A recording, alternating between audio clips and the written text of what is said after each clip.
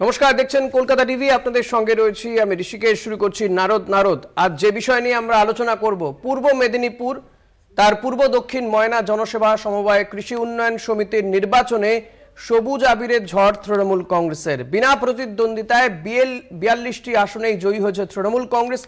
শুভেন্দু অধিকারীর জেলা পূর্ব মেদিনীপুরের একটি সমবায় ভোটে প্রার্থী দিতে পারেনি বিজেপি, প্রার্থী দেয়নি সিপিএমও। কার্যত বিনা প্রতিদ্বন্দ্বিতায় সমবায়ের সবকটি আসনে জয় পেয়েছে তৃণমূল কংগ্রেস। দেখব এই প্রতিবেদন, আজ এই নিয়ে আমরা আলোচনা করব।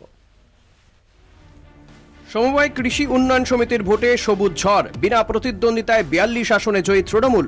পূর্ব দক্ষিণ ময়না জনসেবা সমবায় কৃষি উন্নয়ন সমিতির ভোট, রামবামের জোট পর্যুদস্ত, কোণঠাসা বিরোধী শিবির। তৃণমূল জিতল বিনা প্রতিদ্বন্দ্বিতায়। একে বিরোধী দলনেতা শুভেন্দু অধিকারীর জেলা, তার উপর বিধানসভা কেন্দ্রটিও বিজেপির দখলে। পূর্ব মেদিনীপুরে ময়নার একটি সমবায় ভোটে একটি আসনেও প্রার্থী দিতে পারল না প্রধান বিরোধী দল বিজেপি, প্রার্থী দিতে পারেনি বামেরাও। ময়নায় সমবায় সমিতিতে মোট আসন 42। পূর্ব দক্ষিণ ময়না জনসেবা সমবায় কৃষি উন্নয়ন সমিতি নামের ওই সমবায় সমিতির নির্বাচনে মোট ভোটার 1023 জন। মূলত পূর্ব দক্ষিণ ময়না, নোনাকুড়ি, শ্যামগঞ্জ, পূর্ব দোবান্ধি ও পাটনা গ্রামের বাসিন্দারা হলেন ভোটার। সমবায় সূত্রে খবর, সেখানে লেনদেনের পরিমাণ প্রায় 7 কোটি টাকা। মনোনয়ন জমা নেওয়া শুরু হয়েছিল শনিবার।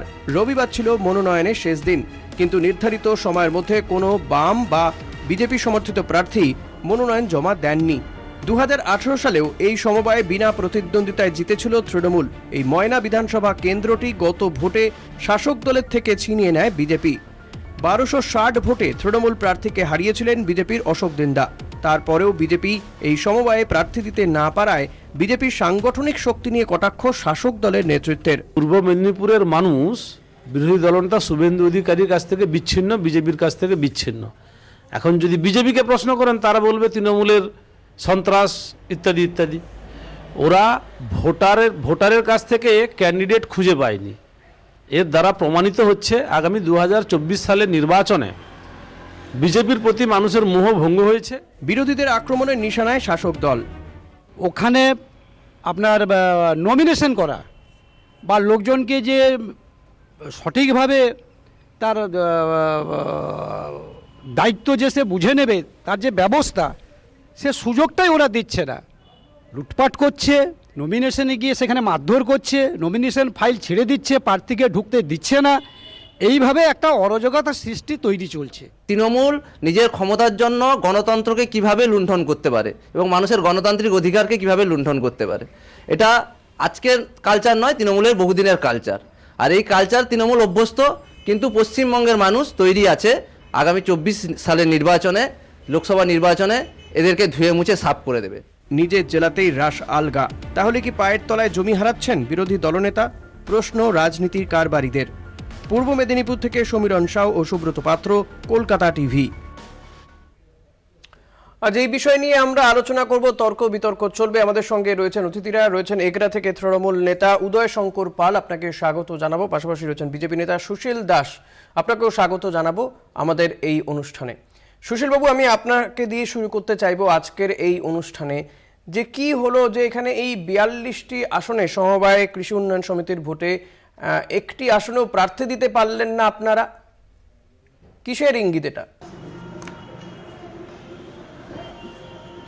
ব্যাপারটা হচ্ছে, শুনুন, আমরা পশ্চিমবঙ্গে এমন কোনো বুথ নেই বা এমন কোনো গ্রাম নেই যে ভারতীয় জনতা পার্টি প্রার্থী দিতে পারবে না।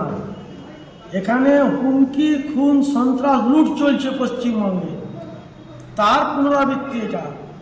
পশ্চিমবঙ্গে যেখানে বলবেন সারা পশ্চিমবঙ্গে বিজেপি প্রার্থী দিতে পারবে না, এটা কিন্তু এখানে প্রার্থী তো, এখানে তো খুন, রাহাজানি, যা যা আপনি অভিযোগ করলেন, কিছুই তো ঘটেনি। এই যে বিধানসভা এলাকাও আপনাদের, ময়না বিধানসভায় বাড়িতে গিয়ে বিধায়ক অশোক দিন্দা, ক্রিকেটার অশোক দিন্দা, আমাদের বাড়িতে গিয়ে সন্ত্রাস, মানে আপনি বলছেন এই ভোটের আগে বাড়িতে গিয়ে হুমকি দিয়ে এসছে? আপনি অভিযোগ করছেন এই ভোটের আগে বাড়িতে গিয়ে হুমকি দিয়ে এসছে তৃণমূল কংগ্রেস? একদম। আপনারা পুলিশে জানিয়েছিলেন? 1023টি ভোট, হ্যাঁ, আমাদের সমস্ত রিপোর্ট আছে আমাদের কাছে। পুলিশে জানিয়েছিলেন?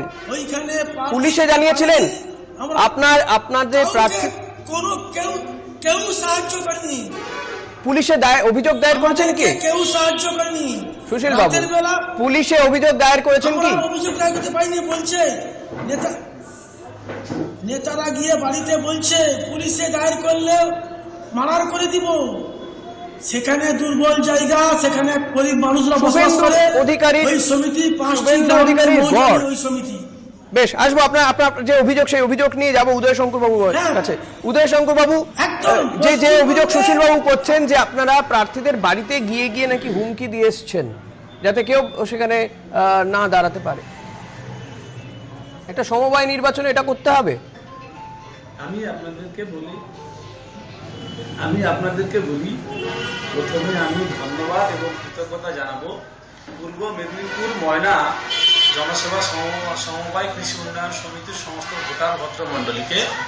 আজকে ওনারা প্রমাণ করেছেন যে পূর্ব মেদিনীপুরে বিজেপির অস্তিত্ব শেষ। পূর্ব মেদিনীপুরে শুভেন্দু অধিকারীর গড় বলে আর কিছু নেই। পূর্ব মেদিনীপুরে যদি কোনো গড় থাকে তা হলো তৃণমূল কংগ্রেসের গড়, ঘাসের উপর জোড়া ফুল চিহ্ন, প্রতীকের ঝড়। উদয়বাবু বলছেন পূর্ব মেদিনীপুরে বিজেপির গড় বলে কিছু নেই, শুভেন্দু অধিকারী গড় বলে আর কিছু নেই। নাচতে না জানলে উঠোর মাখা, একটা কথা আছে, নাচতে না জানলে উঠোর মাখা। পশ্চিমবঙ্গ ব্যাপী যেখানে শুভেন্দু বাবু যাচ্ছে হাজার হাজার লোক হচ্ছে। তৃণমূলের কোন নেতা পূর্ব মেদিনীপুরে নেই, পশ্চিমবঙ্গে দূরে করে তৃণমূল কংগ্রেস আর যেখানে যাচ্ছে চোর চোর চিৎকার করছে মানুষ, জনগণ চিৎকার করছে, তৃণমূল নেতারা।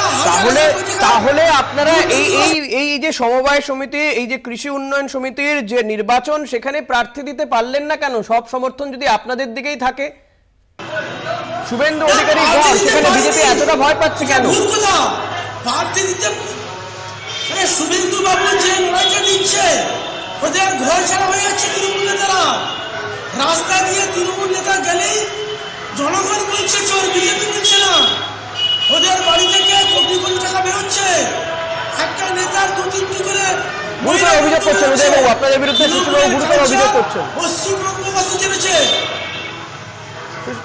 আমি আপনাদেরকে বলি নাচতে না জানলে, হ্যাঁ বলছি, একটি প্রচলিত প্রবাদ বাক্য আছে জানেন তো, নাচতে না জানলে উঠোর মেকা।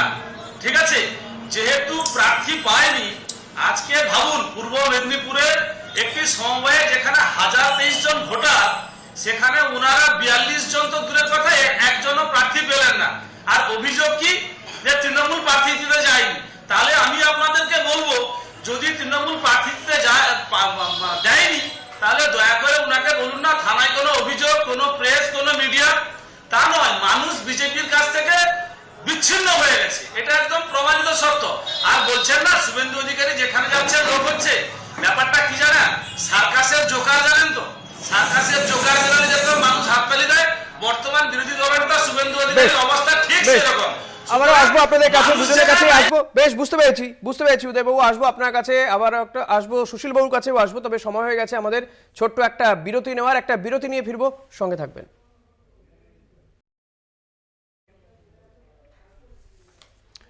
ফিরে এলাম বিরতির পর, দেখছেন নারদ, আপনাদের সঙ্গে রয়েছি আমি ঋষিকেশ। আমাদের সঙ্গে রয়েছেন দুজন অতিথি। আমি উদয়বাবু আপনার কাছে আসবো। এই যে আপনাদের বিরুদ্ধে বারবার অভিযোগ করা হচ্ছে, এবং এই একটি নির্বাচনের ক্ষেত্রে শুধু নয়, আমরা দেখেছি একাধিক নির্বাচনের ক্ষেত্রে এই ধরনের অভিযোগ হয়। পঞ্চায়েত নির্বাচনের ক্ষেত্রেও আপনাদের বিরুদ্ধে বিরোধী রাজনৈতিক দলগুলি বারবার করে অভিযোগ করছেন যে আপনারা প্রার্থীদেরকে ভয় দেখাচ্ছেন, বা কোনো প্রার্থী, অন্য দলে কোনো প্রার্থী জিতে গেলে তাকে দলে নেওয়ার জন্য প্রলোভন দেখাচ্ছেন, ধমকাচ্ছেন। এবং এই সমবায় নির্বাচনের ক্ষেত্রেও, সমবায় কৃষি উন্নয়ন সমিতির নির্বাচনের ক্ষেত্রেও এই একই অভিযোগ করছেন আজকে আমাদের এই স্টুডিওর, আমাদের এই আলোচনায় বসে সুশীলবাবু, যে আপনারা ভয় দেখিয়েছেন, বাড়ি বাড়ি গিয়ে ভয় দেখিয়েছেন। কেন করতে হচ্ছে? আপনারা তো এ রাজ্যে ক্ষমতায় রয়েছেন, এই অভিযোগই বা কেন উঠবে? দেখুন, 2011 সালের পর থেকে রাজ্যে গণতন্ত্র প্রতিষ্ঠা হয়েছে। বাম অপশাসনের পরে আমাদের নেত্রী মমতা বন্দ্যোপাধ্যায় রাজ্যের মুখ্যমন্ত্রী হওয়ার পরে প্রথম যেটা করেছেন পশ্চিমবঙ্গে গণতন্ত্র প্রতিষ্ঠা। এখন সমস্যাটা কোথায় বলুন তো? বিজেপির কাছে মানুষ নেই, বিজেপির কাছে লোকজন নেই, ঠিক আছে? তারা যদি প্রার্থী না পায় তাহলে তৃণমূল সন্ত্রাস করেছে। আরে যদি প্রার্থী না পাচ্ছে তাহলে আমি আপনাদেরকে বলছি, আমাদের সর্বভারতীয় সাধারণ সম্পাদক অভিষেক ব্যানার্জি, তার কাছে দরখাস্ত করতে বলুন শুভেন্দু অধিকারীকে, তিনি ওনাদের প্রার্থীর ব্যবস্থা করবেন, কারণ গণতন্ত্রের স্বার্থে। আর এটা তো সমবায়ের ব্যাপার, এটা নিশ্চিতভাবে যেহেতু একটা সোসাইটি নির্বাচন, আমাদের জেলা সুসন্তান সমবায়ের দিকপাল জ্যোতির্ময় কর আছেন, জ্যোতির্ময় করের কাছে দরখাস্ত করতে বলুন। অভিষেক ব্যানার্জি জ্যোতির্ময় করকে দিয়ে কি বলবেন? তৃণমূল বলছে যে আপনাদের প্রার্থী না থাকলে ওনারা প্রার্থী সাপ্লাই করবে, আপনাদের সংগঠনের বেহাল দশা, এটা বলছে। হ্যালো, ব্যাপারটা শুনুন। পশ্চিমবঙ্গে কিছুদিন আগে পঞ্চায়েত ইলেকশন হলো, ভারতবর্ষে নজির 130 জন মারা গেছে। আপনি ভারতবর্ষে কোন রাজ্যে ভোট হলে একজন বিরোধী বলতে পারেনি যে মণিপুরে কি হয়েছে, মণিপুরে কি হয়েছে, পশ্চিমবঙ্গে সরকারি মণিপুরে কি হয়েছে, লজ্জা করছে না। আমাকে বলুন না, আর কথা বলছেন ওই চোরের কথা শুনতে হবে। চোর পুরো দলটাই চোর। কিছুদিন পরে দেখতে পাবেন যে পশ্চিমবঙ্গে মুখ্যমন্ত্রী উড়ে চলে যাবে।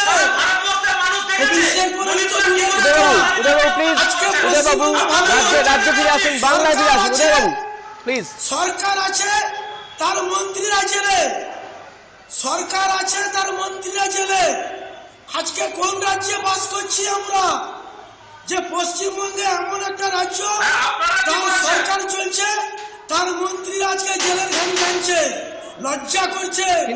কিন্তু সুশীল বাবু আপনারা তো বারবার বলছেন, বা আপনার দলের নেতারা বারবার বলছেন যে আপনারা এই সমস্ত কিছুর বিরুদ্ধেই লড়াই করছেন, আন্দোলন করছেন, কিন্তু এক্ষেত্রে কোথায় লড়াই আন্দোলন?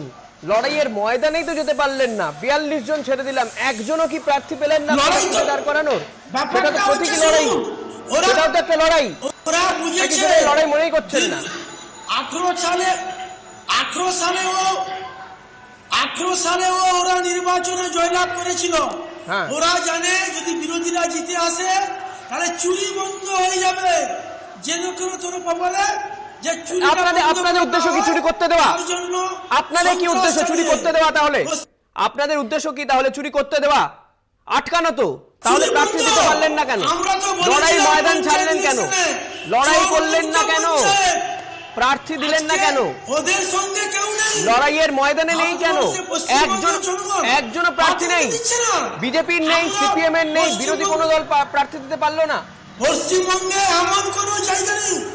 তাহলে আপনি ভাবুন যে বিজেপি না থাকুক, অন্য কোনো দলও নেই, তাহলে কি পশ্চিমবঙ্গে শুধু তৃণমূল, শুধু কি চোর? তাহলে এই সংগঠন নিয়ে বাবু, এই যদি সংগঠনের পরিস্থিতি হয় মেদিনীপুরে, পূর্ব মেদিনীপুরে, তাহলে সামনে তো লোকসভা নির্বাচন, কি করবেন আপনারা? আদৌ কি জিততে পারবেন? লোকসভা নির্বাচনে আমরা 45টা আসন পাবো। লোকসভা নির্বাচনে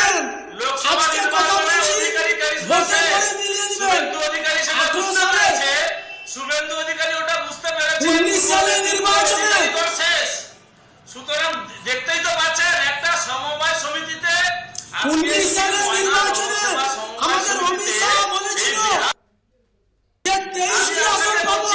কাঠি হাসাহাসি হচ্ছিল, আমরা 18টা পেয়েছি, 56 হলে 23ও পার করে দিতাম।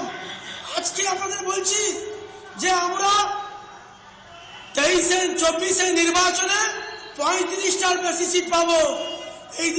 এই তো সংগঠনের হাল সুশীল বাবু, এই তো সংগঠনের হাল, যেখানে আপনারা একজনও প্রার্থীকে খুঁজে পেলেন না। এই সামান্য কৃষি উন্নয়ন সমিতির ভোটে, সমবায় কৃষি উন্নয়ন সমিতির ভোটে একজনও প্রার্থীকে খুঁজে পেলেন না।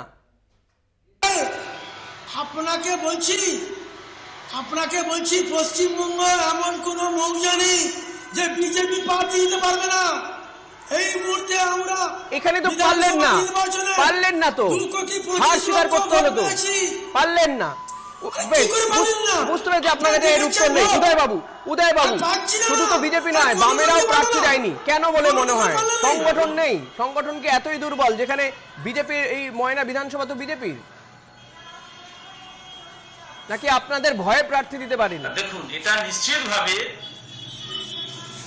না, ভয়ের কোনো কারণ নেই। পশ্চিমবঙ্গে কোথাও কোনো ভয়ের বাতাবরণ নেই। ভয়ের বাতাবরণ যদি থাকতো, আজকে বিজেপির নেতারা যেভাবে ফটার ফটার করে কথা বলছেন না সুন্দরভাবে, সেটা পশ্চিমবঙ্গে গণতন্ত্র আছে বলে কথা বলছেন। বেশ, বিষয়টা তা পশ্চিমবঙ্গে নয়। গণতন্ত্র আছে তাই প্রত্যেকে কথা বলতে পারছেন, এমনটাই দাবি করছে তৃণমূল কংগ্রেস। তবে আজকের মতো আমাদের এই অনুষ্ঠান এখানে শেষ করতে হবে। সুশীল বাবু, উদয় বাবু, আপনাদের দুজনকেই অনেক অনেক ধন্যবাদ সময় দেওয়ার জন্য। ধন্যবাদ আপনাদেরকেও যারা আমাদের এই অনুষ্ঠান দেখছিলেন। পরবর্তী খবর জানতে দেখতে থাকুন কলকাতা টিভি, রাত দিন 7 দিন।